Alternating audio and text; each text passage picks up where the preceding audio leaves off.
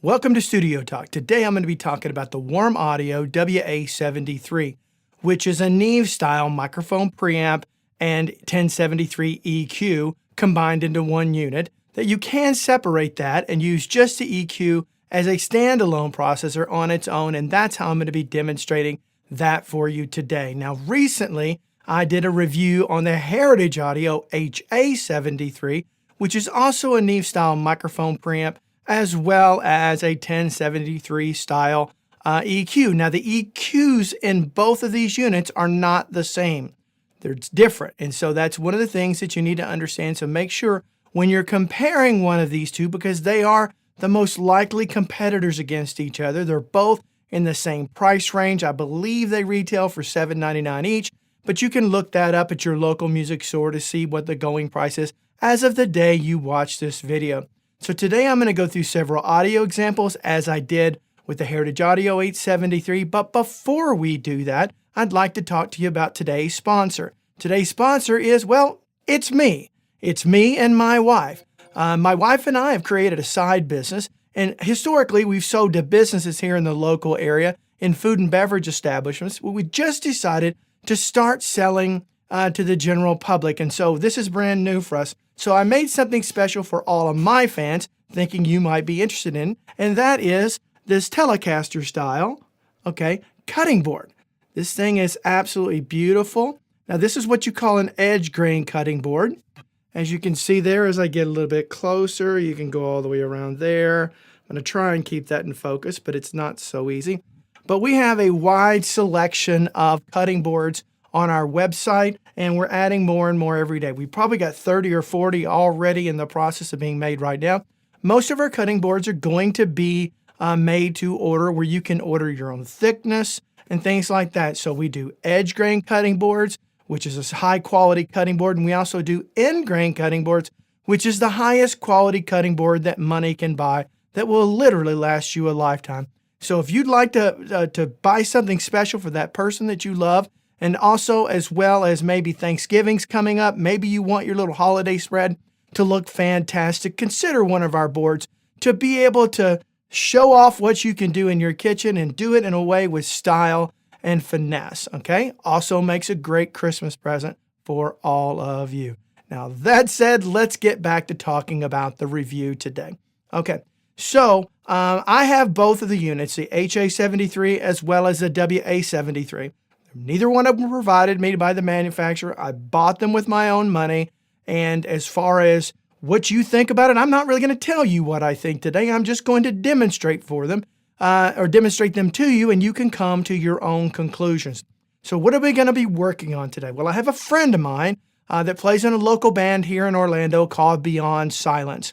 And they recorded this track on their own, and then he gave it to me to kind of do some mixing with. So I just got my hands on this thing. I also showcased part of it in my Tegeler Audio Cream, not my Cream, EQP1, I'm sorry, a review that I recently did. So you understand, basically all that's going on here is their faders are brought up to get a balance across that. There's no mixing or anything. I do have the Tegeler Audio Cream as well as the Tegeler Audio EQP1 on the master bus. Other than that, there's no real processing going on. So today we're really gonna listen to three different things. I'm gonna demonstrate what you can do with it on the kick drum, and then the snare drum, and then finally finished out on one of the electric guitars. There are two electric guitars in this particular song, and they're panned left and right. So when you're hearing it soloed, basically, I'm gonna bring that over into center so you get a chance of that. And then once I bring it into the full song, I'll pan it to the right, and then I'll go in and out and you can see the difference. So first up is gonna be the kick drum. Now, one little thing I want you to pay close attention to, because you're probably not expecting it to react in this way. Notice when I do the high pass filter, and then I actually EQ at frequencies below the high pass filter. Notice how that bottom end really opens up when most of you would think that it would cut everything below that frequency. In this particular unit, that doesn't happen, but it doesn't happen in a pleasing way. So take note of that while you're listening to that. So let's get onto the kick, and then we'll come back and cue up the snare.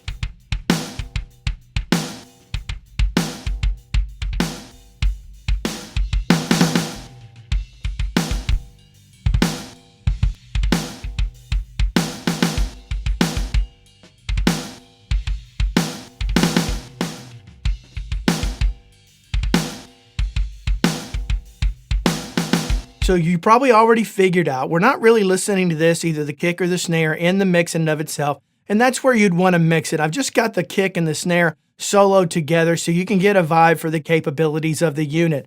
By no means am I suggesting that any EQ curves that I may do today would be the finished product. That's not how I'd go about it. I would typically audition it all in the mix and EQ from there, and then solo randomly to find out any artifacts that maybe I'm missing that could be muddying up some things. So next up is going to be the snare. We're going to have a similar effect on the snare on that high pass filter. So take note of that. And so let's get on and let's do a demonstration on just playing around with the EQ on the snare on this track.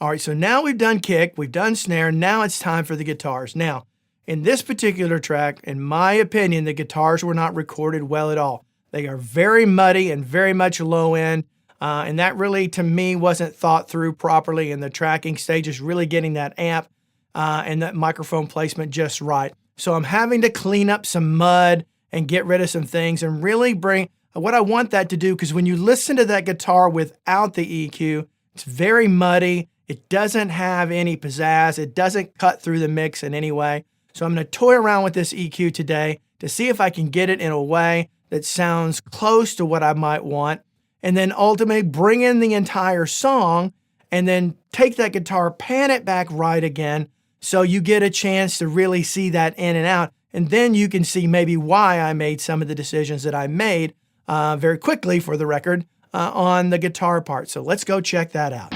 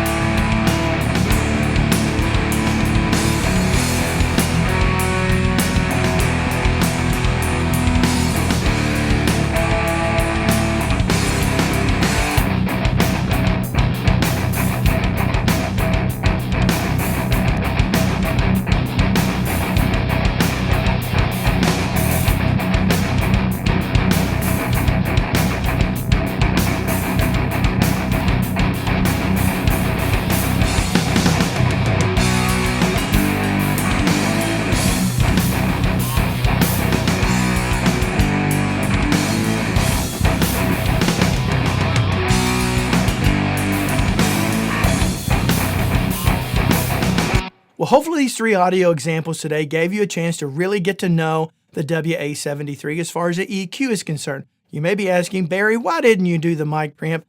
I'm here to tell you, it's very difficult to really distinguish between a mic preamp in a demonstration like this. It's going to sound great, and I make it sound great because I'm going to record in a great space. I'm going to record nice instruments, and it's going to sound great. I can tell you that both on the HA73 as well as the WA73, Heritage Audio and then Warm Audio, both of those mic preamps are very, very good for the price range, okay? You're getting a lot of bang for the buck out of this unit, and so that's one of the things that I think makes it compelling. Could you get more options in a 500 series format, combining those things together? Yes, but it's a little more costly to get out of the gate, but that could also be another option for you. And so, check out some things in that nature to see what's best for you. All I'm here to do is show you these particular units today. Again, I own both these units. I have no desire to get rid of them. I use them both on a regular basis. Typically, when I'm doing my mixes, I'll take the various kick drum sources, send those out to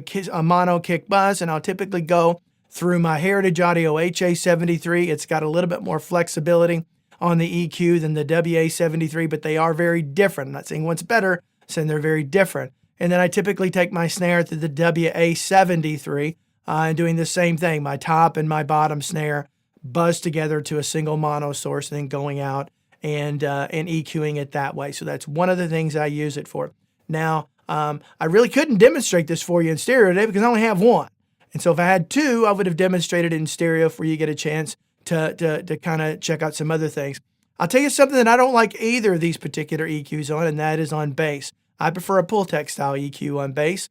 First, if I carve some things out using Fab Filters EQ and kind of carve out the areas I want, and then I will go in and tailor that typically with a Pultec EQ because that's my personal favorite. Same thing holds true for vocals, okay? Anyway, I got off on a little tangent there. I'm sorry about that. Hopefully you enjoyed today's video. Don't forget to go check out artisanwoodshed.com. That's artisanwoodshed.com, and check it out. And if you feel so compelled, buy a cutting board from us. We'll really appreciate it. But until next time, do me a favor, leave some comments down below. Tell me what you think of this video. Hopefully you find it helpful. For those that keep asking me and emailing, say, Barry, when are you coming out with this video? Well, today is the day, so hopefully it told you what you wanted to know. But in the meantime, hope every one of you have a great day. Bye-bye.